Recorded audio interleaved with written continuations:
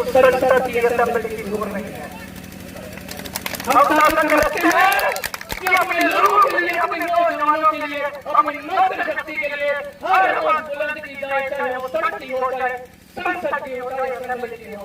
और आपके लिए 24 घंटे 7 दिन 365 दिन साल के हम आपके लिए कार्य करने के लिए तैयार हैं। मुझे आपका साथ और आपके सहाय की जरूरत है। आपका साथ चाहिए, आपका सहयोग चाहिए।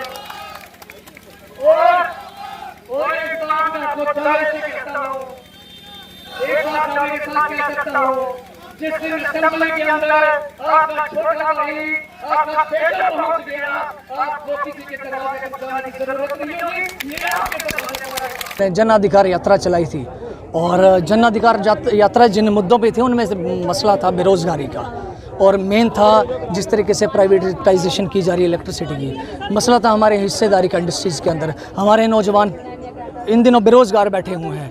मसला ये था, मसला था डेली वेजरों का जो कई सालों से पक्के नहीं हुए हैं। मसला था उन नौजवानों का जो भर्ती से बड़ी देर से महरूम है।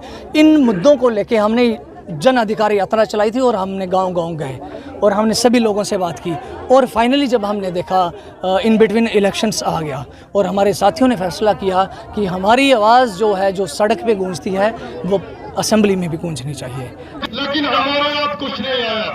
आज हमें एक ऐसा लीडर मिला है कि इस बार एक होकर इनके साथ जुटे और इस बार और मतदान से हम यही चाहेंगे कि अमरीश जी को जिताए और उनको एमएलए सीट पर पहुंचाए। ये हमारा आप सभी से निवेदन है कि एक अच्छा और सशक्त लीडर हमें मिला है, नौजवान लीडर मिला है और हमें पूरे सहयोग के साथ इनको जिताना है। मैं आप सभी से यही विनती करता हूँ, यह मौका मत गंवाना, नहीं तो 10 साल आप रोते रहोगे। ये सच में एक अच्छा लीडर मिला है, आंखें बंद करके वोट डालो और इनको सहयोग दो।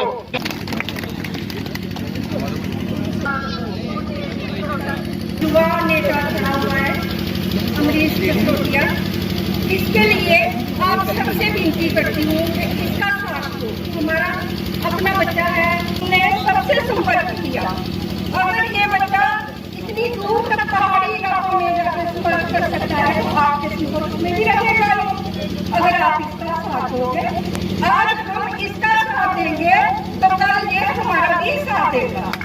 अच्छा है, सब कुछ होता है। आप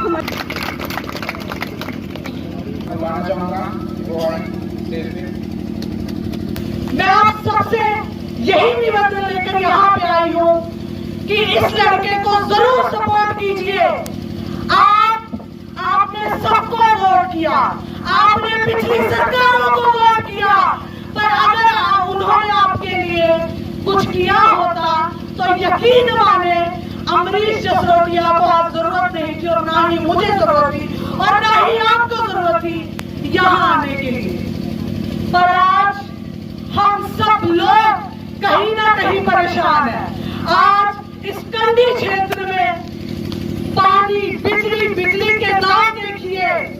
आज जरूरत है कि हमारे यहाँ से हमारे साथी अमरीश जसरोटिया को आप सभी अपना सपोर्ट दें। अमरीश जसरोटिया, अमरीश जसरोटिया, अमरीश जसरोटिया, अमरीश तुम आगे बढ़ो।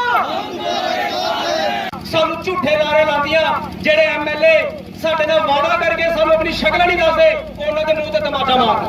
ਇਨਕਲਾਬ, इनकलाब। मैं अमरीश जी का धन्यवादी हूँ। आदरणीय अमरीश जी का सभा में आए हुए जितने जनसमूह 14 को नहीं है 24 तक 10 साल तक असा सिंगल लाइन एडमिनिस्ट्रेशन देखी है जिन्हें डेमोक्रेसी नहीं आई। डेमोक्रेसी होना बड़ा जरूरी है, लोक राज होना बड़ा जरूरी है। जब सिंगल लाइन एडमिनिस्ट्रेशन चला रही है जिसे साढ़े नौजवान नेता अमरीश जी ने उनके खिलाफ संघर्ष किया और अपन डिमांडा यानी मांगा पब्लिक दियाँ और रखिया उसका समाधान करने का भी प्रयास किया और करा दे रही है एक नौजवान नेता वो इस तरह एक असेंबली इलेक्शन चुनाव वास्ते बिल बजाया अपने डेमोक्रेसी रिस्टोर करने वास्ते इलेक्शन करवा देना एक युवा नेता अमरीश जी उभरी आए मैं तुम्हें आगे आवेदन करना अपील करना कि सारे नौजवान नेता अमरीश जी कामयाब करो उन्हें की वोट मेजॉरिटी विच ताकि असेंबली जाइए अपनी आवाज उठा। थैंक यू, धन्यवाद, जय भारत। बात करनी है कि हमारे इस कंस्टिट्यूएंसी के लिए कौन से अच्छे युवा और ईमानदार नेता की होने की बहुत जरूरत है, क्योंकि हमारा कंडी का क्षेत्र जो है ये हर लिहाज से पीछे है। एक में पढ़ते हैं ना ही हम बॉर्डर लाइन में पढ़ते हैं, क्योंकि जब भी रिक्रूटमेंट आती है तो रिजर्वेशन जो है बॉर्डर लाइन को या पहाड़ी क्षेत्र को मिलती है। हमारी ना कोई सेंट्रल गवर्नमेंट में हमारी कोई सुनवाई है और ना स्टेट गवर्नमेंट में। ऐसे निवेदन है कि हमारे जो उभरते हुए नेता श्री अमरीश सिसोदिया जी, मेरे छोटे भाई, अब ताकि ये असेंबली में जाके हमारे कंडी बेल्ट की आवाज को बुलंद करें। विचार हमारे साथ शेयर करें। श्री योगेश जी।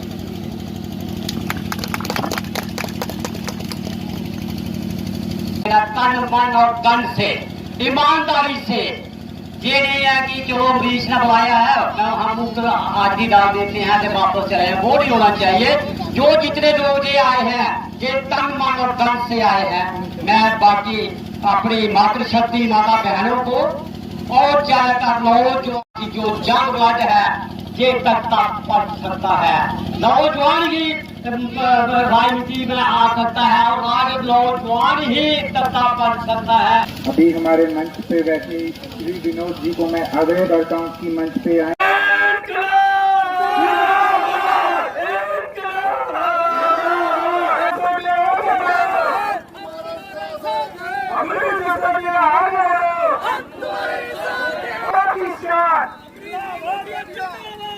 जन अधिकार यात्रा चलाई थी और जन अधिकार यात्रा जिन मुद्दों पे थी उनमें से मसला था बेरोज़गारी का और मेन था जिस तरीके से प्राइवेटाइजेशन की जा रही है इलेक्ट्रिसिटी की। मसला था हमारे हिस्सेदारी का इंडस्ट्रीज़ के अंदर। हमारे नौजवान इन दिनों बेरोज़गार बैठे हुए हैं। मसला ये था, मसला था डेली वेजरों का जो कई सालों से पक्के नहीं हुए हैं। मसला था उन नौजवानों का जो बर्ती से बड़ी देर से महरूम है।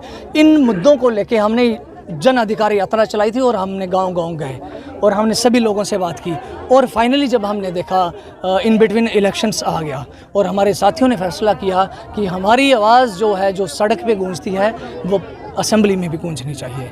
हमारे मुद्दों को रखने वाला कोई व्यक्ति असेंबली में नहीं है। जो जाते हैं वो मूक दर्शक बन के बैठ जाते हैं, जो जाते हैं वो सिर्फ और सिर्फ अपने इंटरेस्ट की बातें करते हैं। और इसलिए सभी साथियों ने फैसला किया और हमने जसरोटा कॉन्स्टिट्यूंसी के सभी लोगों को बुला के यहाँ जन अधिकार सम्मेलन किया है ताकि जनता के अधिकार जो हैं वो उनको कैसे मिल सकें इस पर चर्चा की जाए और आने वाले जो चुनावी दिन हैं उसमें किस तरीके से हमारी भागीदारी होगी उस पर हमने फैसला किया है और सभी ने हाथ खड़े करके कंसेंट दी है, एक सहमति जाहिर की है कि आने वाले असेंबली चुनावों में हम उतरेंगे और जो हमारा मैनिफेस्टो है बहुत जल्द लोगों के बीच रखने वाले हैं इस कॉन्स्टिट्यूंसी को लेके खासकर। बाकी हमारे जो मुद्दे हैं वो आपसे हमने डिस्कस किए हैं और रैली में भी बोले हैं। नरेंद्र मोदी जी ने जर्मनी में भी एक बात कही थी, उन्होंने कहा हमारे पेड़ों में परमात्मा का वास है, लेकिन शायद भाजपा के निचले कार्यकर्ताओं को पेड़ों में परमात्मा नहीं राक्षस दिखते हैं, इसलिए उतारू हैं हमारे पेड़ों को काटने में। और यहाँ के जो लोकल लीडरशिप है बीजेपी की वो तो इतनी नालायक है उसको पता नहीं चलता कि हम पेड़ लगाने जा रहे हैं और दूसरी तरफ 100 साल पुराना पेड़ काटने जा रहे हैं। ये कौन सी समझदारी है? ये तो बेवकूफ़ी दिखती है हमें नौजवानों की बात करते हुए नहीं दिखते। हमारे इन्वायरमेंट को बचाने के लिए उन्होंने कभी कोई संघर्ष नहीं किया। जो संघर्ष करते हैं उस पर पुलिस भेजी जाती है, उस पर रेड्स की जाती हैं। तो इस तरीके के जो काम है, इस तरीके के काम जो भारतीय जनता पार्टी के लोकल लीडरशिप ने किए हैं हम उनसे सहमत नहीं हैं। इसलिए सभी लोग परेशान हैं, हताश हैं, खासकर नौजवान। हमारे बुज़ुर्ग, हमारी मातृशक्ति, विधवा पेंशन दी जाती है, बुज़ुर्गों को पेंशन दी जाती है, 1000 रुपये में उनकी दवाइयाँ भी नहीं आती हैं। तो इन बातों के लिए बोलेगा कौन? ये मुझे लगता है ये अमीर लोगों के लिए काम करते हैं। हमारे गरीबों की सुनने वाला यहाँ कोई नहीं है। Middle class lower middle class में जा रहा है, लोअर मिडिल क्लास गरीबी संख्या में जा रहा है। कौन सा देश तरक्की कर रहा है? किस तरीके से तरक्की हो रही है? नौजवानों की बात करने वाला यहाँ दिखता ही नहीं कोई। उल्टा नौजवान जब प्रोटेस्ट करते हैं उन पर लाठियाँ बांधी जाती हैं। तो इस तरीके का काम नहीं चलेगा और नहीं चलने देंगे। पैराशूट देखिए, इनका एक मंत्र है, बाय हुक और क्रुक किसी तरीके से हमने जीतना है। उसके लिए चाहे पैसों की नदियाँ बहानी पड़े, हर तरीके से इन्होंने कोशिश करनी है किसी ना किसी तरीके से हम चुनाव में सीटें निकालें। उसके लिए चाहे इनको पैराशूट एंट्री करानी पड़े, चाहे किसी हंस पे बिठा के इनको यहाँ ज़मीन पे अपने कैंडिडेटों को उतारना पड़े। हम देख रहे हैं ऐसे ऐसे लोगों के नाम चर्चा में हैं जो कि माफिया है, जो कि लैंड माफिया है, कोई माफिया है इंडस्ट्रीज़ का, कोई माफिया है किसी व्यापार में।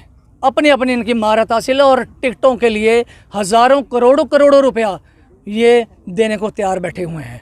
और करोड़ों में जब टिकटें खरीदी जाएंगी तो जनता को क्या डिलीवर किया जाएगा?